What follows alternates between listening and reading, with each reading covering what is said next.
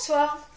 Alors, la dernière fois, nous avions quitté notre petit groupe de fans, alors que le vieux monsieur leur expliquait qu'à la bataille de Valmy, il y avait un jeune romancier allemand nommé Goethe, et les jeunes filles commençaient à vraiment s'impatienter. Bon, c'est pas tout, mais on nous attend, l'interrompit Cristal. Dégrouillez les filles. Elles en profitèrent toutes pour prendre leur sac et quitter l'Arc de Triomphe. Elles s'éloignèrent en rigolant alors que Cristal fulminait. Franchement, aucune initiative, les copines. Si elle n'avait pas été là pour couper court à la conversation, le vieux monsieur serait encore en train de leur faire un cours d'histoire de guerre. Et en plus, elles ne le connaissaient pas, ce monsieur, donc rien ne les obligeait à écouter poliment ses discours. Elles remontèrent l'avenue Hoche, et au carrefour de la rue de Beaujon, elles traversèrent pour être sur le bon trottoir. En approchant, elles virent que seulement peu de fans étaient déjà là. Un petit groupe était posté en face de la grande marquise du Royal Monceau, qui abritait l'entrée devant laquelle la voiture du groupe allait s'arrêter, et deux adolescentes s'affairaient à monter leur tente un peu en retrait.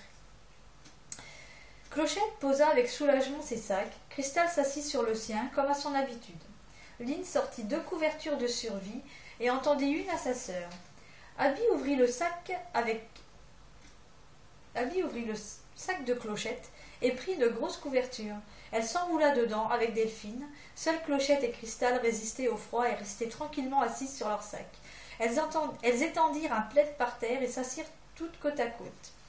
Elles observaient Mathilde et Guillaume qui recouvraient leur tente de couvertures de survie pour bien l'isoler du froid. Mathilde tenait les couvertures, la face dorée sur l'extérieur, et Guillaume les fixait à l'aide de Chatterton. Elle posa également une couverture à l'intérieur, par terre, la face argentée sur l'extérieur cette fois. Puis ils rentrèrent sous la tente et prirent bien soin de zipper la porte. Les autres pouffèrent, imaginant aisément ce qui allait se passer là-dessous. Mais s'ils s'enfermaient ainsi, c'était tout simplement pour préparer quelque chose qu'ils ne voulaient pas révéler aux fans, du moins pas maintenant. Mathilde alluma son ordinateur portable, pendant que Guillaume prenait 1000 précautions pour sortir d'une boîte un petit hélicoptère téléguidé et sa télécommande. Le grand sac de voyage de l'adolescente servait de table pour l'ordinateur, et Guillaume posa le jouet à côté, pendant qu'il faisait quelques branchements. Quand le câble RCA fut connecté, tous deux échangèrent un regard complice, fiers d'eux et de ce qu'ils préparaient. Il arriva ensuite tout un groupe de SDF, les filles de la Société des fans sans domicile fixe. Morgane, Farah, Laetitia, Panda, Apple, Maeva, Pinut, Sveka, Desper et Ewikite. Elles s'installèrent à côté du petit groupe de Cristal et Abby. Certaines jeunes filles se connaissaient d'Internet et d'autres s'étaient déjà rencontrées lors des précédentes venues de Japan Road en France. Elles ne formèrent plus qu'un groupe. Maeva et Desper filèrent au Franprix en face chercher quelques courses, pendant que Laetitia montait sa tente aidée par ses amis. Les portiers et voituriers du Royal Monceau regardaient tout ce petit monde s'affairer et s'installer, comme si la plate-bande était un terrain de camping. Une autre tente se dressa, celle d'Apple. En quelques heures, elles étaient comme chez elles. Le personnel s'étonnait que la direction de l'hôtel permette cela, mais que pouvait-il faire d'autre? Japan Road était de bons clients et refuser leurs fans reviendrait à mal les accueillir. Le groupe aimait voir ses fans, il leur faisait parfois coucou de la chambre ou du balcon, et il y avait toujours une séance d'autographes et de photos prévue à un moment donné de leur séjour, parfois même plusieurs. Et à vrai dire, les autres clients n'avaient pas l'air dérangés par ces jeunes filles, c'était au contraire un spectacle qu'ils contemplaient, avec étonnement ou amusement selon les cas. Morgane avait emmené sa guitare et commença à gratter au hasard les mélodies de Japan Road. Laetitia commença à chanter la première chanson du groupe, celle qui les avait révélées. I'm watching you walk out the door, there's nothing left here anymore. I feel the cold, s'écrièrent toutes les adolescentes ensemble. It's driving me insane, continuèrent-elles, et c'était parti pour chanter en chœur To the Moon Soon. We know each other for so long, I can't believe that now you're gone. I read in the stars we'll be together again. Flying to the moon soon, another world where I hide sometimes until the pain won't hurt. Watching the stars up in the skies, and when I lose myself I think of you. Together we'll be one, and so to the moon soon. Fly back to you. A half moon's coming in my sight. Sometimes ago it was at your side. It carries your vision, left me less alone. I know it's like we met right now. I feel you here, I don't know how. Always you make this darkness feel like a home. Flying to the moon soon, another world where I hide sometimes until the pain won't hurt.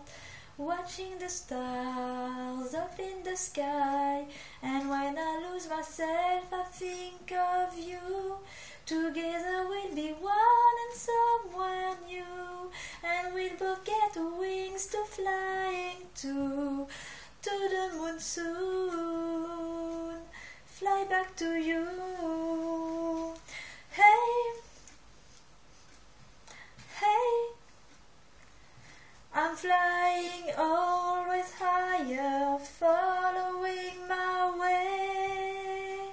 Let stars take me straight into you. I'll be flying night and day. I'll be with you soon, just me and you. We'll be there soon, so soon. Flying to the moon soon, another world where I hide sometimes until the pain won't hurt. Watching the stars up in the sky, and when I lose myself I think of you.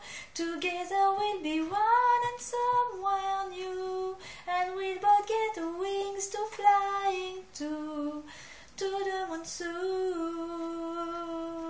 Fly back to you, to the moon soon.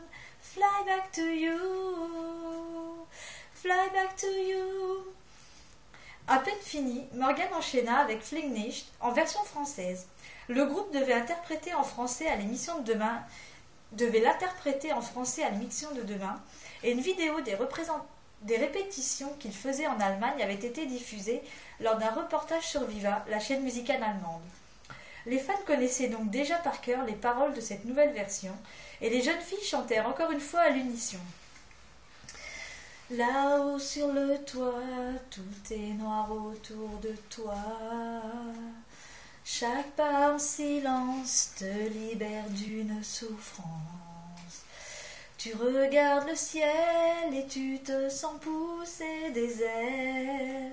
Tu crois pouvoir sauter et enfin pouvoir t'envoler. Je me perds dans la nuit sans toi, ne me laisse pas comme ça, t'envole pas. Les étoiles ne te guident pas, si tu n'y crois pas, t'envole pas. La lune t'éclaire si tu te perds, fais confiance à sa lumière, t'envole pas déjà. Tu ouvres les yeux, tu ne sais même plus pourquoi. En quittant l'enfance, tu n'as trouvé que des souffrances. Et dans le ciel, la vie te paraît plus belle. Alors tu veux sauter pour pouvoir enfin t'envoler. Je me perds dans la nuit sans toi, ne me laisse pas comme ça, t'envole pas. Les étoiles te guident pas, si tu n'y crois pas, t'envole pas. La lune t'éclaire si tu te perds, fais confiance à sa lumière, t'envole pas déjà. T'envole pas, laisse les étoiles dans le ciel, je n'ai qu'une chandelle pour éclairer ton mon ciel. Mais c'est bien réel, viens je t'appelle, t'envole pas. Je me perds dans la nuit sans toi, ne me laisse pas comme ça, t'envole pas. Les étoiles te guident pas, si tu n'y crois pas, t'envole pas. La lune t'éclaire si tu te perds, fais confiance à sa lumière, t'envole pas déjà, t'envole pas. Et si tout ça ne te retient pas, je m'envolerai pour toi. Elles continuèrent avec une troisième chanson et personne ne remarqua que Desper s'était pour aller s'isoler sous la tente d'Apple. Elle était littéralement gelée. Ce n'était pas tant le froid que le texte de la chanson qui la faisait frissonner.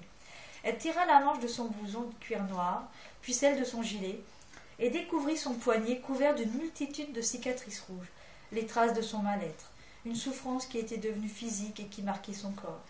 Combien de fois avait-elle pensé à sauter pour s'envoler vers un monde meilleur? Mais à quoi bon mourir? Elle se sentait déjà morte. Combien de fois avait-elle entaillé son poignet pour sentir la lame s'enfoncer dans sa chair? Une douleur qui lui rappelait qu'elle était finalement en vie. Le sang qui s'écoulait le long de sa main et goûtait dans le lavabo était bien réel. Son cœur battait à ses tempes aussi fort que la batterie imprimait l'air de Fliegnicht. Et par-dessus ce vacarme, une voix douce suppliait en allemand. « Je me perds dans la nuit sans toi, ne me laisse pas comme ça, ne t'envole pas. » Elle voyait